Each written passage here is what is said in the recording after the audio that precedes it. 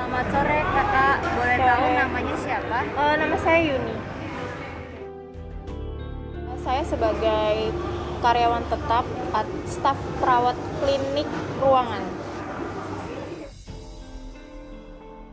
Saya sebagai anak belum berkeluarga kebetulan. Siapa? Ya, selamat sore, nama saya Desiana.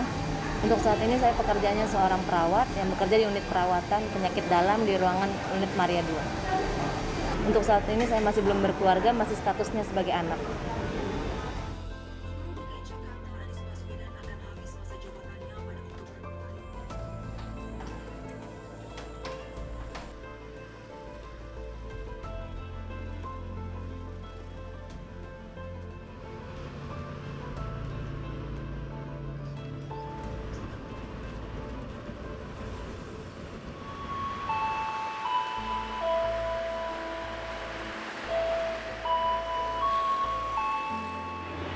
Awalnya sih takut ya, karena semasa kita sekolah kita nggak pernah belajar virus ini. Kebetulan kan virus ini cenderung virus baru.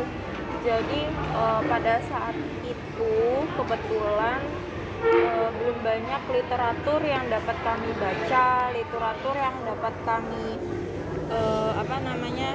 kami ketahui. Jadi kami bekerja berdasarkan instruksi dokter spesialis paru kebetulan, karena virus ini kan menyerang pada organ paru kan. Jadi kami bekerja bermitra dengan dokter paru. Jadi di saat virus ini baru masuk, untuk pemakaian alat pelindung dirinya atau apanya sesuai dengan instruksi yang sudah ada dan pengerjaannya, dan untuk melakukan pekerjaannya tetap sama seperti biasa, cuma pada saat pemberian obat, misalnya obat-obatnya ini kan bermitra dengan paru gitu.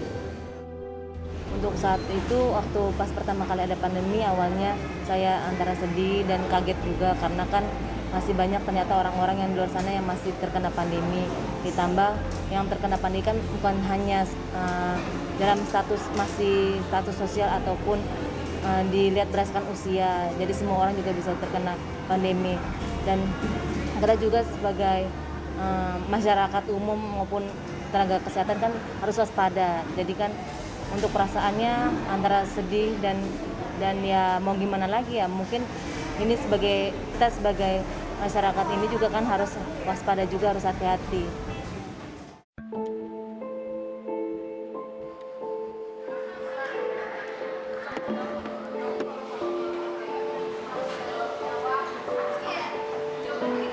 Segala macamnya kita hidup bertemu dengan berbagai macam gender, baik itu laki-laki atau perempuan, bertemu dengan berbagai macam jenis pekerjaan yang melatar belakanginya, terus berbagai profesi, berbagai latar belakang pendidikan, keluarga, pokoknya sukanya itu, dukanya di saat kita sudah melakukan tindakan keperawatan tapi tuh kayak nggak diterima gitu loh, kayak serba salah gitu kan.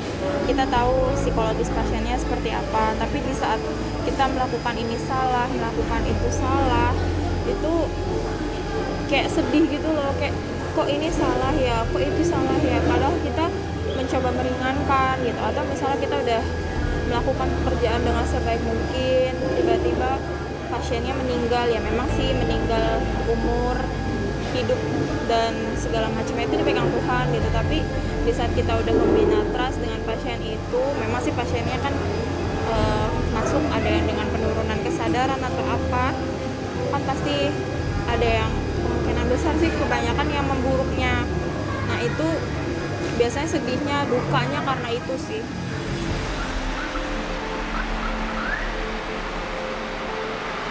Cerita saya pas lagi merawat pasien lagi masa pandemi ini, awalnya kan saya belum pernah merawat pasien COVID sebelumnya.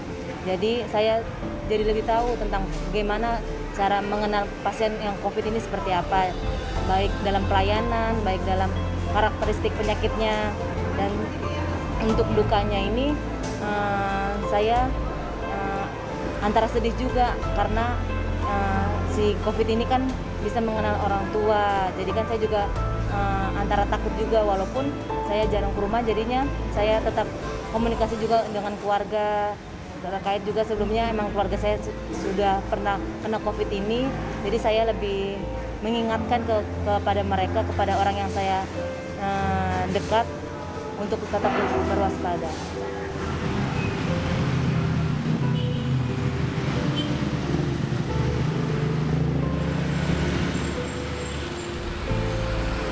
Kalau sebelum pandemi sama sekarang sih kayaknya nggak ada perubahan ya, kecuali jam laporan. Itu sih tergantung pada masing-masing unit ya. Waktu sebelum pandemi ya kita laporan dinas malam sekitar jam 8 atau jam setengah 8. Tapi setelah pandemi, karena ada PSBB, itu berlakunya PSBB, kita laporan itu jam 7, karena kita kasihan dengan teman-teman kami yang rumahnya jauh, yang rumahnya berada di sekitaran Jakarta, bukan di Jakarta. Itu kebetulan angkutan umumnya ada yang susah, zaman itu Transjakarta juga dibatasi jamnya, terus kereta api jam juga dibatasi. Memang ada jemputan untuk tenaga kesehatan, tapi tidak semua wilayah dapat gitu. Kasihan sih sebenarnya. Itu aja sih yang berubah, tapi itu kita sepakati bersama-sama. Memang jam absen itu jam 8, tapi jam laporan jam 7. Itu kesepakatan bersama sih, atas kesepakatan bersama. Tantangan terbesarnya itu di saat kemarin varian baru masuk, varian Delta. Itu mereka nyerangnya itu bener-bener kayak secepat kilat. Banyak teman-teman kami yang tumbang. Itu tenaga perawat berkurang karena banyak yang tumbang, udah terlalu pasiennya banyak yang masuk, terus banyak pasien yang nggak dapat kamar, dan itu di situ sedih sekali gitu. Bahkan banyak pasien yang meninggal karena varian terbaru Delta itu. Saya tuh takut sekali dengan yang namanya komplain.